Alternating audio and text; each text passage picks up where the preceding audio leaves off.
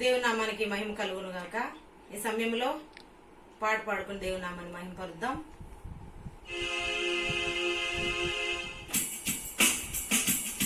యేసుదేవుని ఆశ్రయించుమా సోదరా సోదరీ, క్షణమే విశ్వసించుమా, తండ్రిని వేడుమా, గొప్ప కార్యాలు జరుగును నీ ఎదుటే.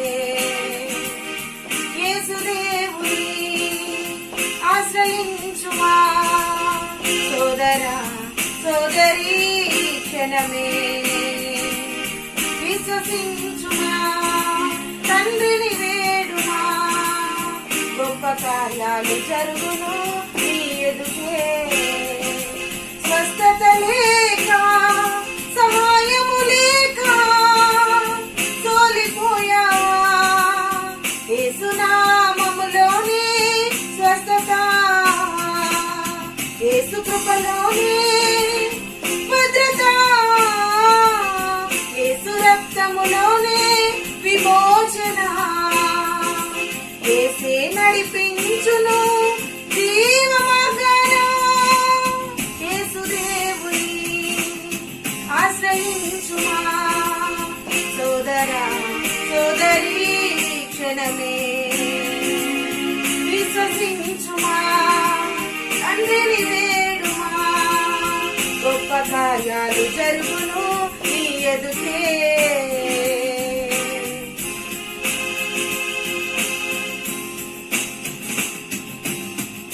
రోగి అయినా దాసుని కొరకు శతాధిపతి యేసు ప్రభుని వేడుకొనెను.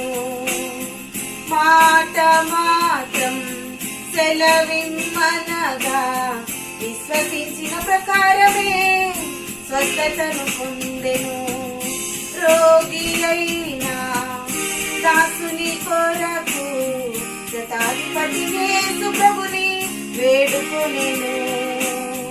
మాట మాత్రం సెలవిమ్మనగా విశ్వసించిన ప్రకారమే స్వస్థతను పొందెను. విశ్వసించి అడుగుము అద్భుతాలు జరుగును. విశ్వసించి అడుగుము అద్భుతాలు జరుగును. యేసునందు విశ్వాసముంచుము, యేసునందు విశ్వాసముంచుము. యేసునామములోనే స్వస్థత, యేసు కృపలోనే భద్రత, యేసు రక్తములోనే విమోచన. యేసే నడిపించును జీవ మార్గాన. యేసుదేవుని ఆశ్రయించుమా సోదరా సోదరీ, క్షణమే విశ్వసించుమా, తండ్రిని వేడుమా, గొప్ప కార్యాలు జరుగును నీ ఎదుటే.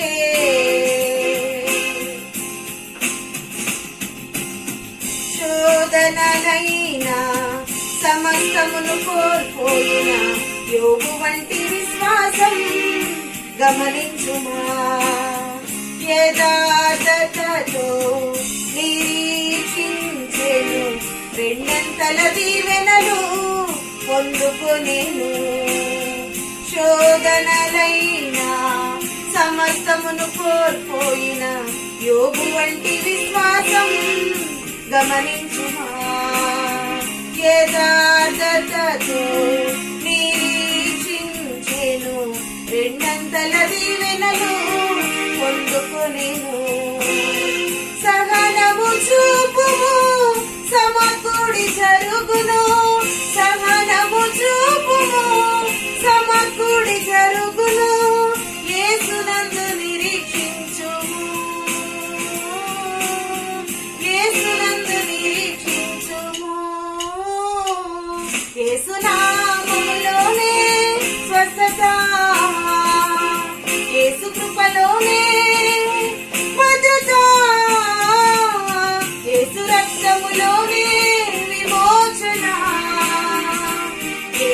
నడిపించును జీవ మార్గాన యేసుదేవుని ఆశ్రయించుమా సోదరా సోదరి క్షణమే విశ్వసించుమా తండ్రిని వేడుమా గొప్ప కార్యాలు జరుగును నీ ఎదుటే స్వస్థత లేక సహాయము లేక సోలిపోయావా యేసునామములోనే స్వస్థత యేసు కృపలోనే భద్రత యేసు రక్తములోనే విమోచన యేసే నడిపించును జీవ మార్గాన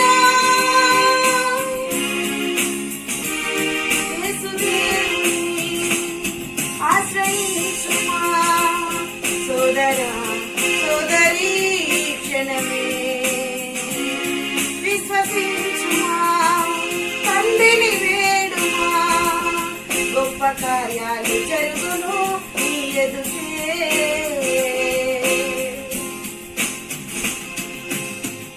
హల్లెలూయా. ప్రియ దేవుని బిడ్డలారా, ప్రభువైన యేసుక్రీస్తు పేరట మీ అందరికీ శుభాభివందనాలు తెలియజేస్తూ ఉన్నాము.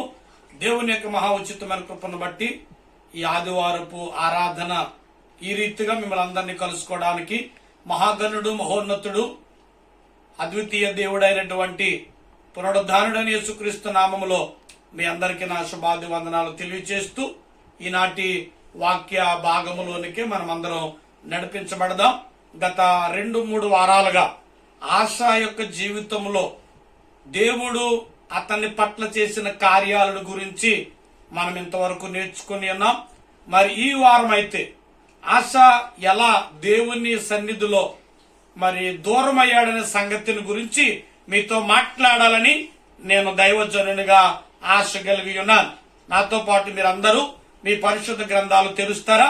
2వ దినవృత్తాంతములు 16వ అధ్యాయము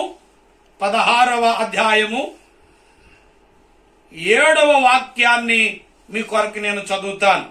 ఆ కాలమందు దీర్ఘదర్శి అయిన హనాని యూదా రాజైన ఆశా యొద్దకు వచ్చి అతనితో ఎలాగూ ప్రకటించెను, నీవు నీ దేవుడని యెహోవాను నమ్ముకొనక సిరియా రాజును నమ్ముకుంటివే.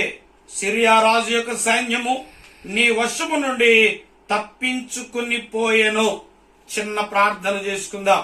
మహాపరిశుద్ధుడు మహాగణుడు మహిమోన్నతుడు కృపగలిగిన మా ప్రియ పరలోకపు తండ్రి, నిన్న నేడు నిరంతరం ఏకరీతిగా ఉండి మా కాపరిగా మేపరిగా నాయకుడుగా మమ్ములను పరిపాలించే ప్రభువుగా ఈ మే నెలంతా నీ మహాకృపలో నీ రెక్కల నీడలో నీ బాహుబలము క్రింద అనుదినము అనుక్షణము మమ్ములను కాపాడి మా డ్యూటీలు ప్రయాణాలు ఉద్యోగాలు వ్యాపారాలు పనుల్లో తోడుగా ఉండి మరలా ఈ ఆదివారం ఈ రీతిగా మిమ్మల్ని కలుసుకోవడానికి మాకు మా సంఘ బిడ్డలైన వారందరికీ మీరు ఇచ్చిన అవకాశమును బట్టి వందనాలు, కృతజ్ఞతాస్తుతులు, స్తోత్రాలు.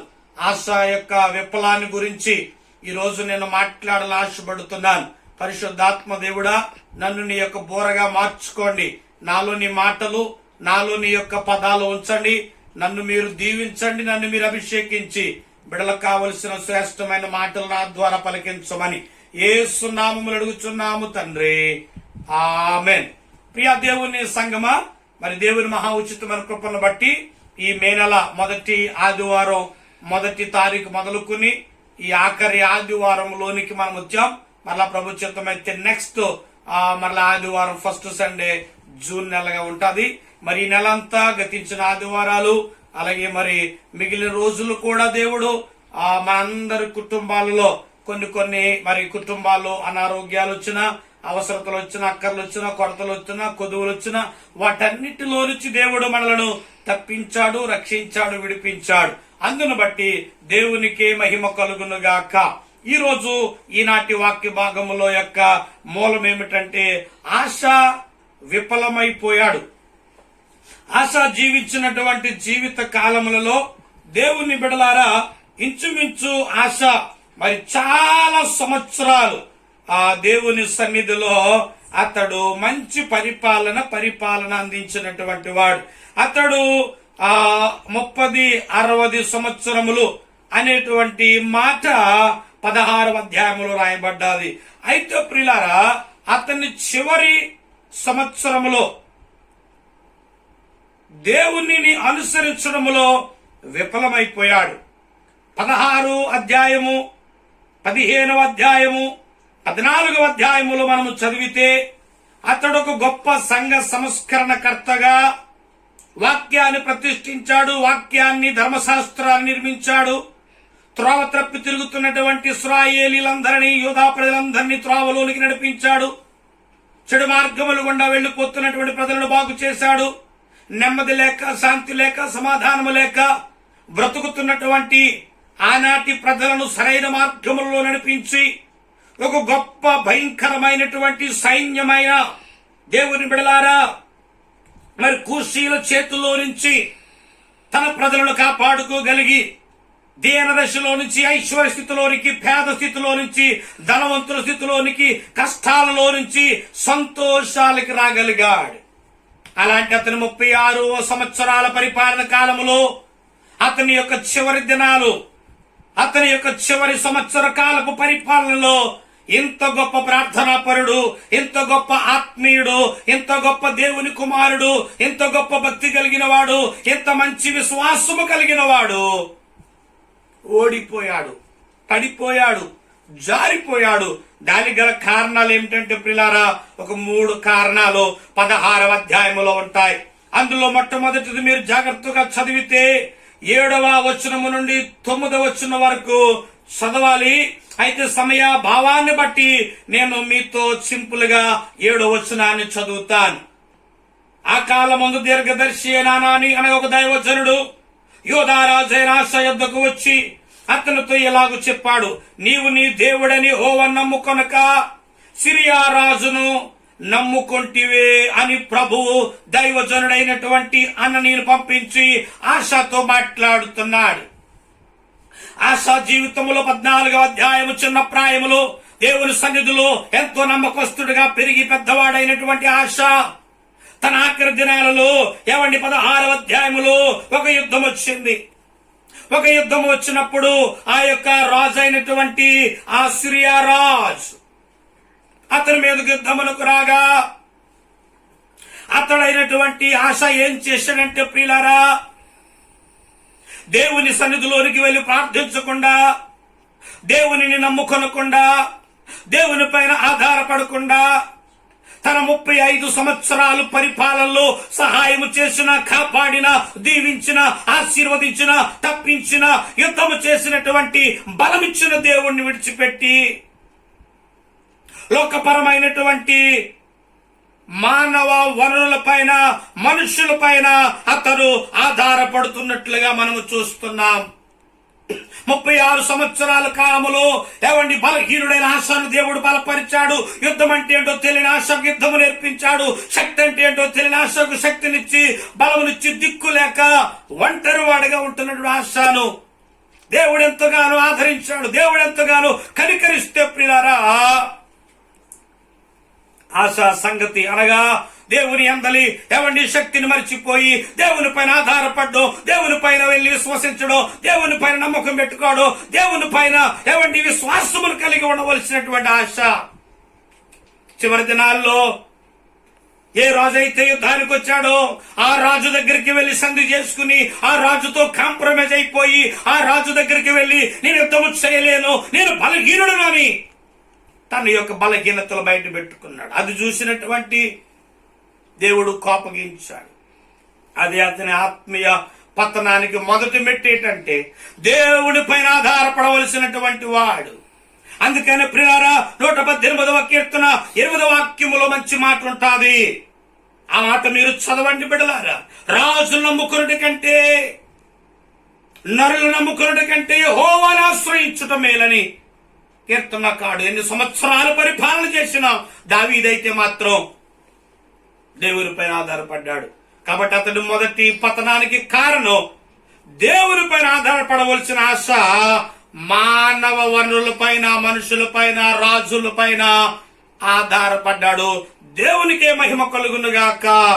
ప్రియ దేవుని బిడ్డలారా, ఆశా యొక్క జీవితంలో అతని యొక్క చివరి పరిపాలన కాలంలో పతనమైపోవడానికి పడిపోవడానికి గల కారణములో మొదటిది ఏమిటంటే అతడు దేవుని పైన ఆధారపడవలసినటువంటి ఆశ మానవుల పైనను మానవ వనరుల పైనను ఆధారపడి మొదటి యొక్క మెట్టులో పడిపోయాడు. ఇక రెండవదిగా అతని పతనానికి గల కారణం ఏమిటంటే పిల్లారా, దేవుని వాక్యములో ఉంది, చదువుతారా? 2వ దినవృత్తాంతముల గ్రంథము 16వ అధ్యాయము 10వ వాక్యములో ఏమని రాయబడ్డదంటే, ఆ దీర్ఘదర్శి అట్లు ప్రకటించినందుకు ఆశ అతని మీద కోపగించి రౌద్రము చూపి అతనిని బందీ గృహములలో వేసెను. రెండవది, ఆశ పడిపోవడానికి పతనానికి రెండవ మెట్టు ఏమిటంటే దేవుని యొక్క గద్దింపును తిరస్కరించాడు. దేవుని యొక్క గద్దింపును తిరస్కరించడమే కాకుండా ఆ వర్తమానాన్ని పట్టుకొచ్చినటువంటి దైవజనుణ్ణి పట్టి కోపపడి రౌద్రము చూపి అతనిని బందీ గృహములలో వేసెను. ఇది ఆశా జీవితానికి రెండవ పతనం పెడతాడు. దేవుడు తనెవరిని ప్రేమిస్తాడో, దేవుడు తనెవరిని కనికరిస్తాడో, దేవుడు ఎవరిని ఇష్టపడతాడో వాళ్ళను దేవుడు గద్దిస్తాడు. వాళ్ళతో దేవుడు వాక్య రూపేణ మాట్లాడతాడు. వాళ్ళతో దేవుడు దర్శనాల పూర్వకంగా మాట్లాడతాడు. కళల ద్వారా మాట్లాడి ఎట్లా అయినా తను ప్రేమించే బిడ్డలు, తన సంకల్పంలో ఉండవలసినటువంటి బిడ్డల కొరకు ప్రభు ఎన్నో రీతులుగా ఆయన ప్రయత్నాలు చేస్తాడు. అది మనకి ఎలా ఉంటదంటే, కొన్నిసార్లు బిడ్డలారా నొప్పిని కలుగజేస్తుంది, బాధను కలుగజేస్తుంది, దుఃఖాన్ని కలుగజేస్తుంది. అది మనకి ఎలా కనిపిస్తుంది అంటే, దేవుడు నన్ను కోపగించుకున్నాడు, దేవుడు నాకు శిక్ష పెట్టాడు, దేవుడు నన్ను తిట్టాడు, దేవుడు నన్ను కొట్టాడు, దేవుడు నన్ను పట్టించుకోవడం లేదు, దేవుడు ఏంటి నన్ను గద్దిస్తున్నాడు, ఏంటి దైవజనుడు నన్ను గద్దిస్తున్నాడు అని కొన్నిసార్లు మనం దేవుని మీదే తిరుగుబాటు చేస్తాం. దేవుని మీద మన కోపాన్ని చూపిస్తాం. దేవుని మీద మన రౌద్రాన్ని చూపించి ఇంకా ఇంకా ఇంకా దేవుని బిడ్డలారా దేవునికి దూరం అయిపోతూ ఉంటారు. గమనించండి సంగమా, దైవ జనాంగమా, దేవుని పిల్లలారా, నువ్వు ప్రతిరోజు బైబిల్ చదువుతున్నప్పుడు గాని, నువ్వు నీ సేవకుడు వాక్యము వింటున్నప్పుడు గాని కొన్నిసార్లు దేవుడు గద్దింపు వాక్యాలను చూపిస్తాడు. దేవుడు నీతో కొన్నిసార్లు కఠినంగా మాట్లాడతాడు. కొన్నిసార్లు దేవుడు నిన్ను బాధ పెట్టేటటువంటి, నీకు బాధ కలిగించే మాటలు, నీకు నొప్పిని పుట్టించే మాటలు మాట్లాడుతూ ఉంటాడు. అలాగని నువ్వు కోపగించుకోకూడదు, నువ్వు ముఖాన్ని తిప్పుకోకూడదు, నువ్వు దేవునికి దూరం అయిపోవడం అంత మంచిది కాదు. ఎందుకంటే పిల్లారా, తను ప్రేమించు వారిని దేవుడు ఇంకా బాగుండాలని, మనం పిల్లలు చూడండి, కొన్నిసార్లు వాళ్ళు బాగుండాలని, వారు బాగుపడాలని, వాళ్ళు ఎంతగానో మారాలని, మార్పు చెందాలి, బాగా చదువుకోవాలి, వాళ్ళు సరైన మంచి మార్గములలో ఉండాలని మనం మన బిడ్డలను కొడుతూ ఉంటాం, తిడుతూ ఉంటాం. అలాంటప్పుడు మన బిడ్డలు మన మీద పగలు పెంచుకుంటారు, కోపాలు పడుతూ ఉంటారు. మా డాడీ మంచోడు కాదు, మా మమ్మీ మంచిది కాదు, మనం తిట్టుకుంటారు. కానీ నిజానికి మనం ఎందుకు అలాగంటూ ఉంటామంటే వాళ్ళు అలాగే దేవుడు కూడా నీ పట్ల ప్రేమను కలిగి, దేవుడు కూడా నీ పట్ల జాలి కలిగి కొన్నిసార్లు నిన్ను గద్దిస్తాడు. గద్దించలేదా దేవుడు చాలా మంది భక్తుల్ని? బైబిల్ గ్రంథంలో చాలా మంది భక్తులను దేవుడు కొట్టలేదా? చాలా మంది బిడ్డలను దేవుడు దర్శించి శిక్షించలేదా? ఇశ్రాయేలు పలుమార్లు దేవుని మాటగా విధేయులైన ప్రతిసారి దేవుడు వాళ్ళను శిక్షించుకుంటూ వచ్చాడు, వాళ్ళను కొడుతూ వచ్చాడు. కొన్ని వారికి కావలసిన వాటిని ఇవ్వకుండా దేవుడు నిలిపివేసినట్లుగా పరిశుద్ధ గ్రంథములో మనము చూడగలుగుతూ ఉంటాం. కాబట్టి దేవుని బిడ్డలారా, ఆశ కూడా బహుశా మారతాడు అని దేవుడు దైవజనుడు పంపించాడు. ఆశ కూడా మార్పు చెందుతాడు. ఆశ కూడా మారు మనసు పొందుతాడు. ఆశ కూడా మార్పు చెంది మరలా నా కుమారుడు నా దగ్గరకు వస్తాడు, మరలా నా కుమారుడు నా చెంతకు వస్తాడు, మరలా నా కుమారుడు రాజు అయినటువంటి ఆశ అని దేవుడు ఆశ కూడా ఒక దైవజనుడిని గద్దించడం పంపిస్తే ఆ దైవజనుడిని ఆ సేవకుడిని పట్టి కొట్టి బందీ గృహంలో వేశాడు. ఎంత భయంకరం బిడ్డలారా, ఎంతగా తిరుగుబాటు చేశాడు ఆశ. కాబట్టి రోజు నీ నా జీవితములలో, నీ నా కుటుంబ జీవితములు, ఉద్యోగ జీవితములు, వ్యాపార జీవితములలో కొన్నిసార్లు కొన్ని కష్టాలు, కొన్ని శ్రమలు, కొంత లేమి, కొంత ఎవరిని పేదరికం అనిపిస్తావు అప్పుడప్పుడు. అలాగే దేవుడు మమ్మల్ని మర్చిపోయాడని మాత్రం అనుకోవద్దు. దేవుడు మమ్మల్ని కోపగించుకున్నాడు అనుకోవద్దు. ఎందుకంటే వాక్యములో ఉంది, దేవుడు లోకమును ఎంతో ప్రేమించాడు. ఎంతో ప్రేమించిన దేవుడు తన కుమారుని నీ కొరకు నా కొరకు ఇచ్చిన దేవుడు నిన్నెందుకు గద్దిస్తాడో తెలుసా? నువ్వు మారాలి, మార్పు చెందాలని. నిన్నెందుకు దేవుడు గద్దిస్తాడంటే అది నువ్వు వేరే విధంగా తీసుకుని, అయ్యో దేవుడు ఇంకా నాకు ఉద్యోగం ఇవ్వలేదు, అయ్యో దేవుడు ఇంకా పెళ్లి చేయలేదు, నాకు ఇంకా దేవుడు బిడ్డలు ఇవ్వలేదు, నేను ఇంకా ఇల్లు కట్టుకోలేకపోయాను, నేను ఇంకా ఫలానా నేను ఇంకా సంపాదించుకోలేకపోయానని దేవుని మీద కోప్పడుతున్నావా సంగమా? దేవుని మీద తిరగబడుతున్నావా సంగమా?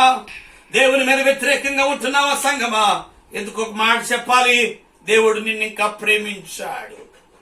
ఇప్పటికి దేవుడు నిన్ను ప్రేమిస్తున్నాడు. God still loves you.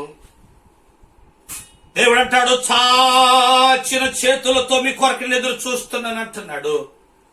God loves you my brother and sister. దేవుడు నన్ను ప్రేమిస్తున్నాడు గనుక అందుకని దావీదు మాట అంటాడు. దావీదు అంటాడు, ఎవడి నీతిమంతులు గద్దించుట, నీతిమంతులను తిట్టుట.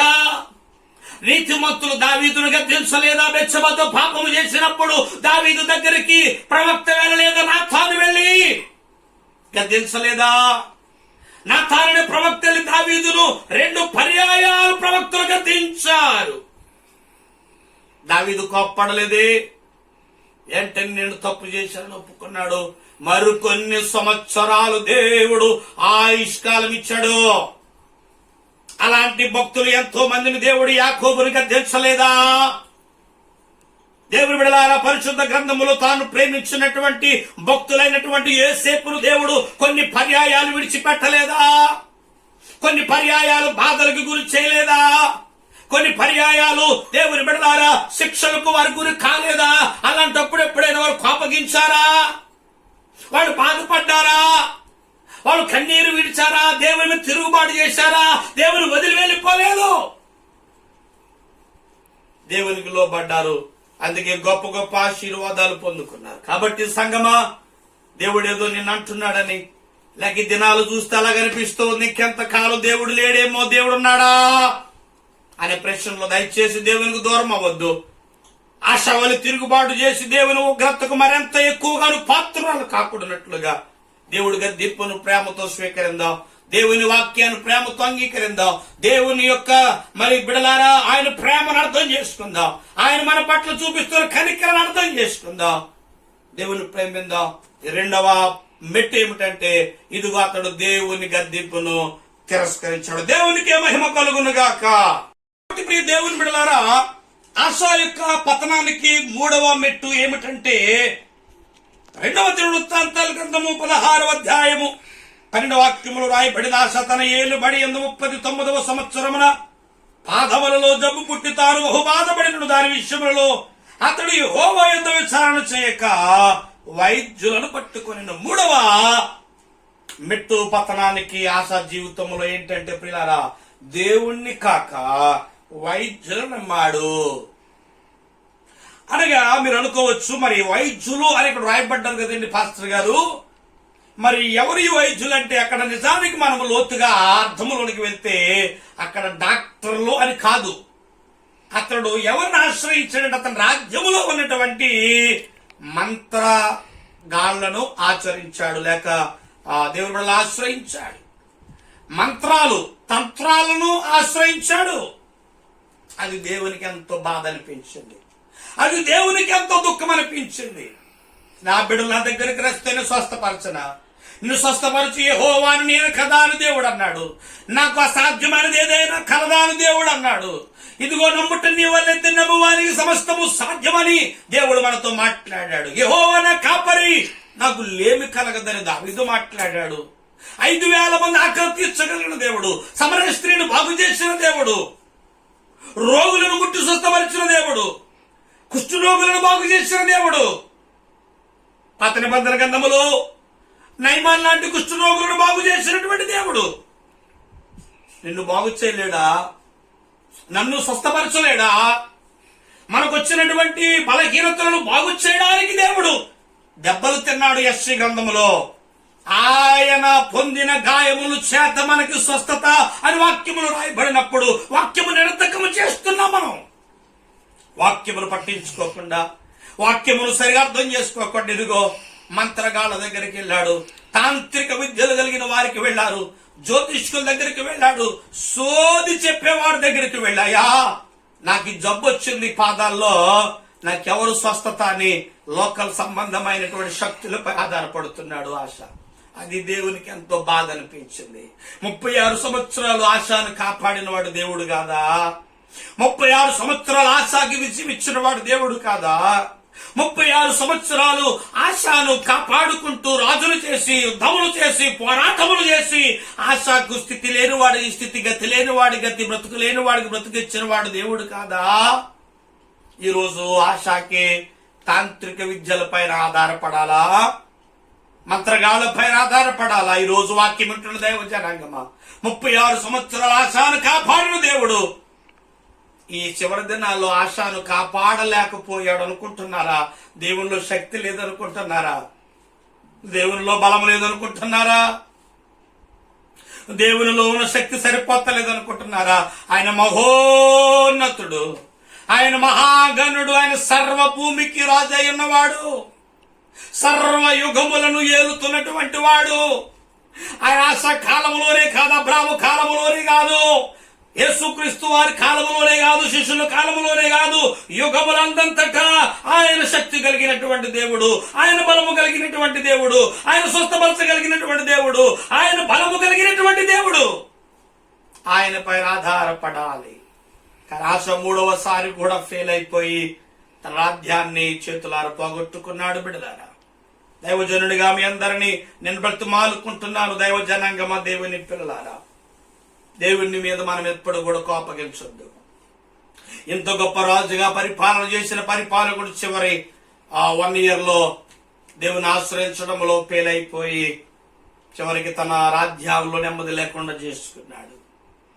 కడవరి దినాల్లో, చివరి దినాల్లో, దుర్దినాల్లో, భయంకరమైన వ్యాధుల దినాల్లో నిన్ను స్వస్థపరిచిన వాడు దేవుడు కాదా? నన్ను స్వస్థపరిచిన వాడు దేవుడు కాదా? నిన్ను బాగు చేసిన వాడు దేవుడు కాదా? నన్ను బాగు చేసిన వాడు, నన్ను కాపాడుతున్నవాడు, నిన్ను కాపాడుతున్నవాడు దేవుడు కాదా? నువ్వు డ్యూటీలకు వెళ్తున్నప్పుడు, నువ్వు వ్యాపారాలకు వెళ్తున్నప్పుడు, నువ్వు పనులకు వెళ్తున్నప్పుడు, నువ్వు ప్రయాణాలకు బయలుదేరి వెళ్తున్నప్పుడు నిన్ను దేవుడు కాపాడతలేదనుకుంటున్నావా? నిన్ను దేవుడు కాపాడుతున్నాడు. ఇశ్రాయేలును కాపాడు దేవుడు, కునుకడు, నిద్రపోడు.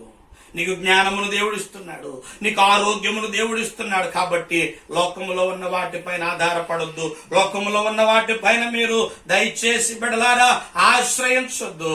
మన ఆధారము, మన ఆశ్రయం, మన దుర్గము, మన కేడెము, మన కొండ, మన కోట మన దేవుడే. అందుకని భక్తుడైనటువంటి యోహాను తన సువార్తలో 15వ అధ్యాయము, యోహాను సువార్త 15వ అధ్యాయములో ఖచ్చితంగా స్పష్టంగా రాసిన మాట చదువుతారా బిడ్డలారా?